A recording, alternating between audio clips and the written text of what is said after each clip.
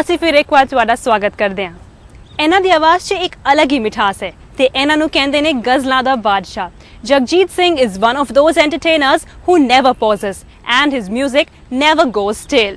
For 4 decades now, he has been conjuring up magic with his music and enthralling his audiences. ਤੇ ਇਹ ਹੈਗੇ ਨੇ ਸਾਡੇ ਇਸ ਹਫਤੇ ਦੇ ਜੇਤੂ ਔਰ ਦੀ ਅਚੀਵਰ।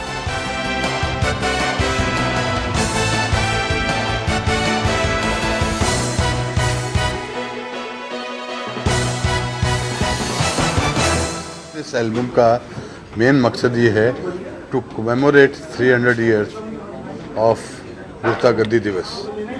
गुरता गद्दी दिवस क्या है कि सिखों के 10वें गुरु गोविंद सिंह जी ने एक दिन अनाउंसमेंट की कि आज के बाद जो कोई गुरु नहीं रहेगा, आज के बाद ये जो गुरु ग्रंथ साहब जी हैं यही गुरु माने जाएंगे।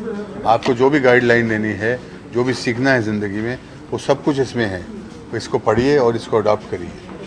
तो वो 300 साल पहले उन्होंने एक अनाउंस किया था, तो उसको कमेमोरेट करने के लिए 300 साल पूरे हो रहे, तो उसकी यादगार में, उसकी याद में उसको सेलिब्रेट करने के लिए ये album is one of the celebrations. There are so many other celebration throughout the year, throughout the country. Nanded Sahib में बहुत बड़ा मेला हो रहा है अभी, और अमृतसर में भी होगा, सब जगह सेलिब्रेशन होगा। लेकिन ये एल्बम ऑफिशियल एल्बम है, ये मैंने निकाली।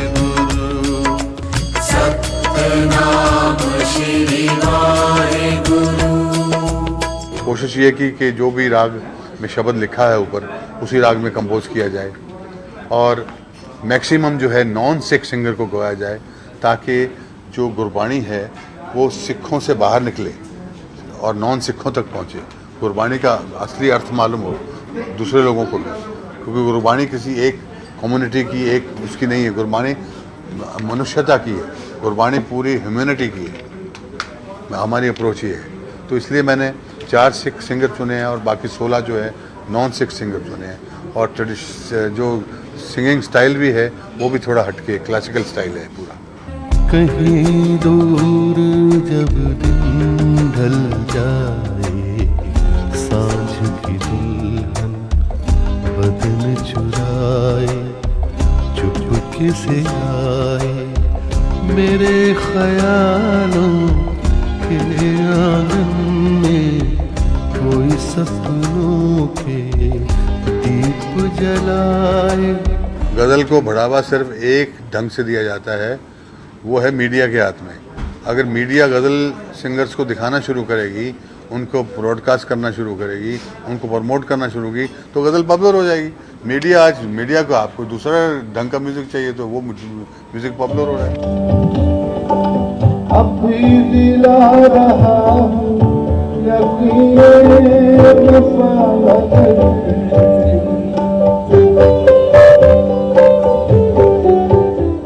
पंजाबी में कोई वेरिएशन नहीं आ रहा, सब एक ही तरह के गाने आ रहे हैं। अब जितने आप म्यूज़िक चैनल देखते हैं, जितने आप पंजाबी वीडियो देखते हैं, सबका एक ही ताल है, एक ही सब्जेक्ट है, एक से ही वीडियो है। उसमें कोई पंजाबियत नहीं है, सिर्फ वल्गैरिटी ज़्यादा है। एक गल ते सच है, पंजाबी जिथे भी रहंदे ने अपने विरसे दी शान हमेशा उच्ची रखते हैं। This was visible in Milan, Italy too, where the first Eurocastry Wrestling Championship was held to promote wrestling. We take a look.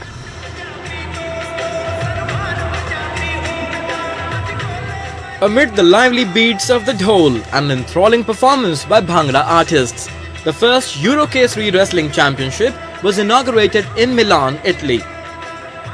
A 32-member Indian contingent, including 3 famous wrestlers, made its presence felt. Rustom Dara Singh was invited as a special guest. Organized by the Italy-based Punjab Educational and Cultural Activities Trust, the mega event aimed at promoting and popularizing the traditional Indian sport in Europe. ਅਸੀਂ game ਨੂੰ ਬਿਲਕੁਲ ਭੁੱਲ ਚੁੱਕੇ ਹਾਂ। ਅਸੀਂ ਸਿਰਫ ਇੱਕ cricket ਦੇ ਪਿੱਛੇ ਸਾਰੇ ਲੱਗੇ ਹੋਏ ਹਾਂ। ਸਾਡੀ ਕੋਈ ਵੀ ਗੇਮ ਐਸੀ ਨਹੀਂ ਸੀ। ਕਬੱਡੀ ਹੈ, ਕਬੱਡੀ ਸਾਡੀ ਕੋਈ ਓਲੰਪਿਕ ਗੇਮ ਨਹੀਂ ਹੈਗੀ। ਇੱਕ ਜਿਹੜੀ ਆਪਣੇ ਰੈਸਲਿੰਗ ਹੈ, ਇਹ ਓਲੰਪਿਕ ਗੇਮ ਹੈ।